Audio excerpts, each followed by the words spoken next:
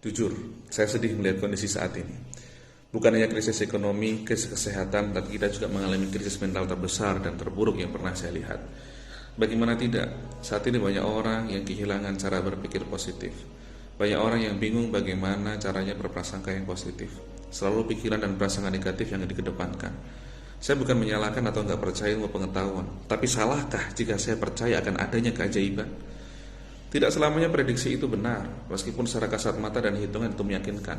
Seperti halnya prediksi pertandingan sepak bola, klub besar akan selalu diprediksi menang melawan klub kecil. Tapi kenyataannya, keajaiban bisa saja terjadi. Justru klub besar itu menelan kekalahan besar di luar prediksi.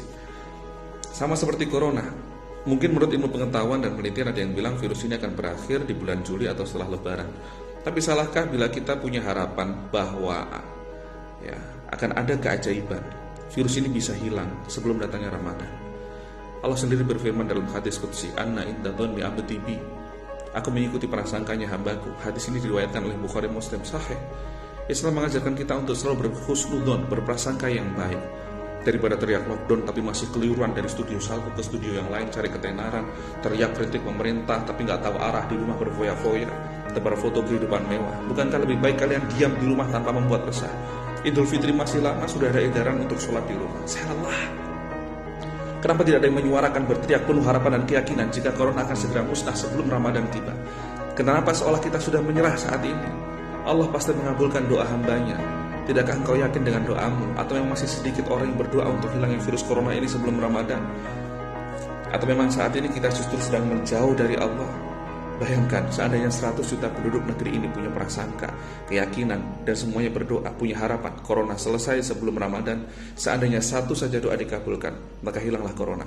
Mungkin 100 juta terlalu banyak. Bagaimana jika 50 juta? Bagaimana jika 25 juta, 10 juta, 1 juta, 100 ribu penduduk negeri ini berdoa dan yakin corona tamat sebelum Ramadan tiba?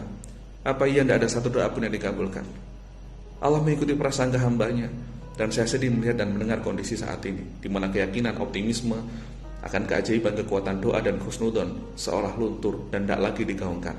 Ini saatnya kita bangkit, berprasangkalah yang baik, berdoalah cobaan ini akan segera usai sebelum Ramadan tiba. Kita husnudon bisa lagi taraweh di masjid, bisa itikaf lagi di masjid, bisa sholat bersama dengan handai tolan. Apapun yang terjadi esok, semua sudah jadi ketetapan dari Allah. Tugas kita adalah husnudon billah. Dalam Sahih Muslim, Rasulullah SAW bersabda, "La yamutanna ahadukum illa wa huwa yuhsinu billahi dhanna." Janganlah seseorang di antara kalian mati melainkan ia harus berhusnudzon kepada Allah.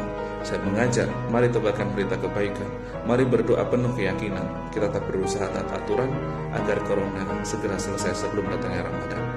Corona tamat, Indonesia sehat, Ramadan nikmat.